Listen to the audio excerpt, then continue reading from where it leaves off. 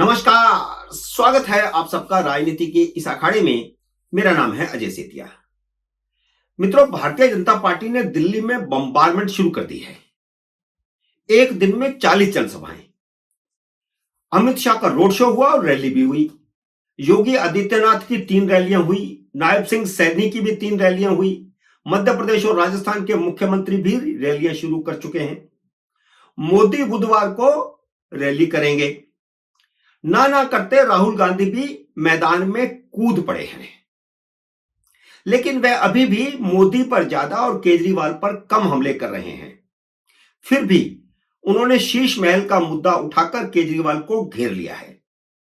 Bharatiya Janata party और कांग्रेस के जबरदस्त पोल खोल अभियान से घबराकर अरविंद केजरीवाल पागलों जैसी हरकतें करने लगे हैं।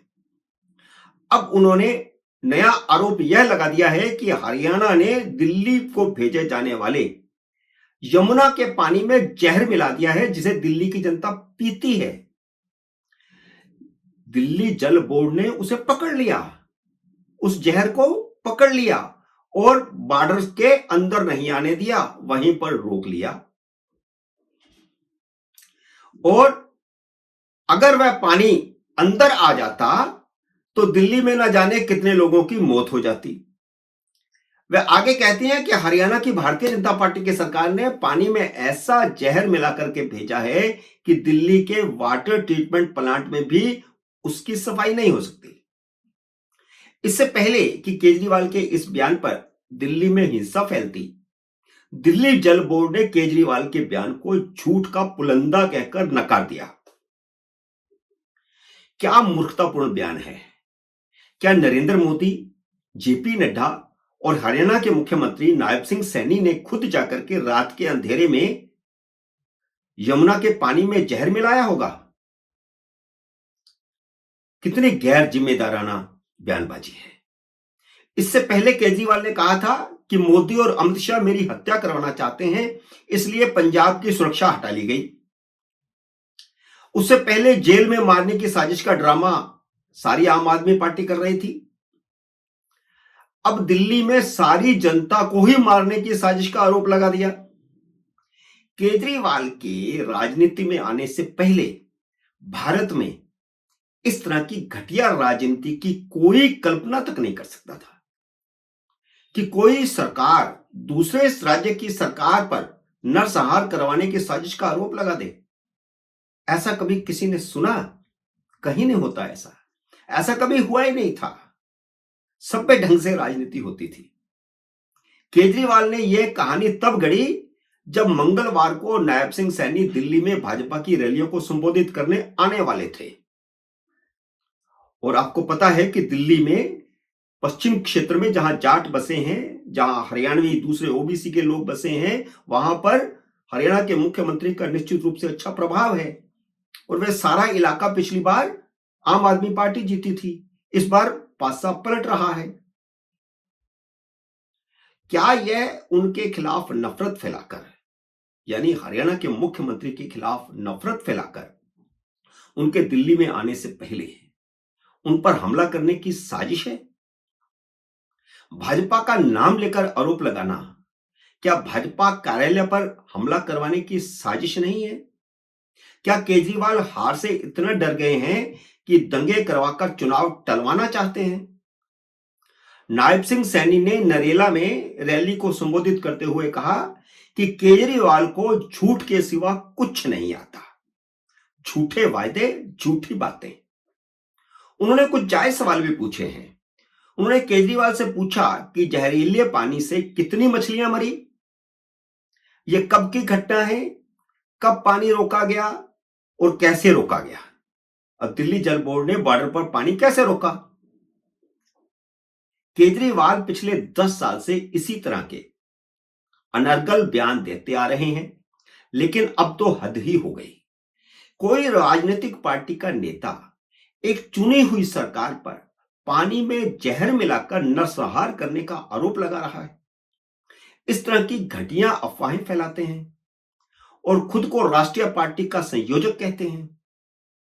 इस आदतन झूठे और मक्कार और दिल्ली की मुख्यमंत्री आतिशी मार्लेना के इस घटिया बयान पर दिल्ली जल बोर्ड ने तुरंत बयान जारी करके खंडन किया। सिर्फ केजरीवाल नहीं, आतिशी मार्लेना ने भी यही बयान दिया। और मुख्यमंत्री रहते हुए एक सरकार दूसरे सरकार पर आरोप लगा रही है। जल बोर्ड ने कहा है कि दिल्ली आने वाले पानी की नियमित जांच की जाती है। अमोनिया थोड़ा ज्यादा होता है, उसका ट्रीटमेंट करना पड़ता है। अमोनिया थोड़ा ज्यादा पाया गया है, लेकिन केजरीवाल ने जो कुछ कहा है वह पूरी तरह गलत है।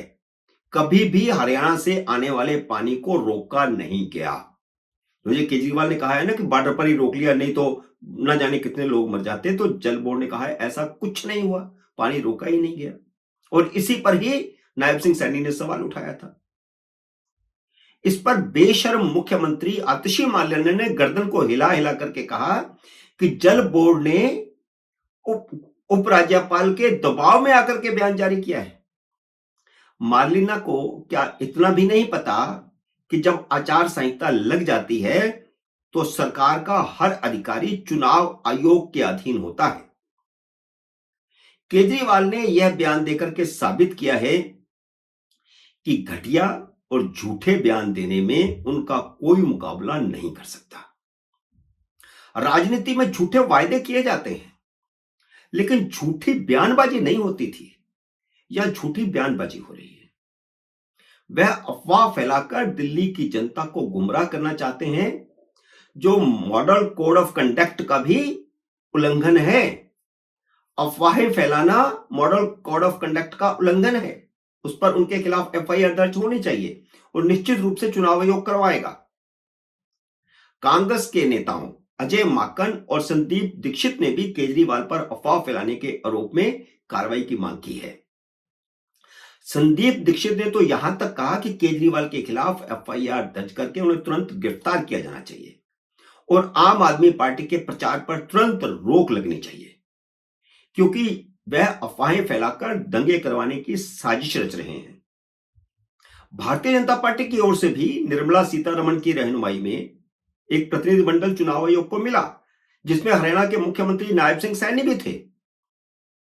और उन्होंने केजरीवाल के चुनाव प्रचार पर बैन लगाने की मांग की है। केजरीवाल ही नहीं, उनकी ज्यादा पढ़ी लिखी मुख्यमंत्री आतिशी मार्लेना पर भी बैन लगेगा, क्योंकि उन्होंने तो बकायदा चिट्ठी लिखकर पानी में जहर मिलाने की बात कही है। कोई मुख्यमंत्री इस तरह की बेसिर पैर की चिट्ठी लिख सकता है, आश्चर्य होता है। और खुद को सबसे ज्यादा पढ़े लिखे बताते हैं। हालांकि दिल्ली जल बोर्ड ने ही केजरीवाल और आतिशी मार्लेना के इस बयान को बेबुनियाद और झूठा कह दिया है, लेकिन राजनीतिक जंग तेज हो गई है। हरियाणा के मुख्यमंत्री नायब सिंह सैनी ने कहा है कि केजरीवाल झूठ बोलने के लिए हरियाणा और दिल्ली की जनता से माफी मांगे, नहीं तो हरियाणा सरकार उन पर मानहानि का केस करेगी। जब एक पत्रकार ने केजरीवाल से पूछा कि नायब सिंह सैनी ने ऐसा कहा है, तो केजरीवाल पता क्या बोले? करते हैं केस। पहले कौन से कम केस कर रखे हैं, चढ़ा दे मुझे फांसी पर। फांसी पर तो नहीं, पर लंबा समय जेल में रहने के दिन नजदीक आ रहे हैं।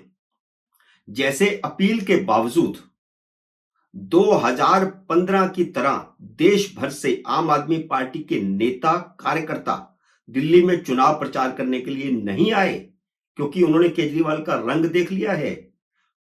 ठीक वैसे ही इस बार अभिषेक मनु सिंघवी जमानत करवाने भी नहीं आएंगे, क्योंकि अब कांग्रेस ने ठान लिया है। और फिर पैसा कौन देगा? दिल्ली सरकार भी नहीं है।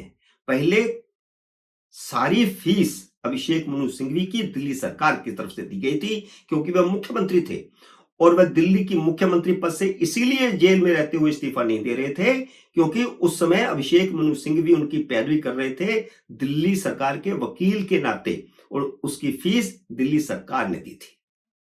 मित्रों, उम्मीद है मेरा ये वीडियो आपको पसंद आया होगा। इसे लाइक और शेयर कीजिए। अगर आपने मेरे YouTube चैनल को अब तक सब्सक्राइब नहीं किया तो कृपया सब्सक्राइब करके अपना आशीर्वाद दीजिए। जल्दी मिलते हैं अगले वीडियो में किसी अन्य विषय के साथ। तब तक नमस्कार।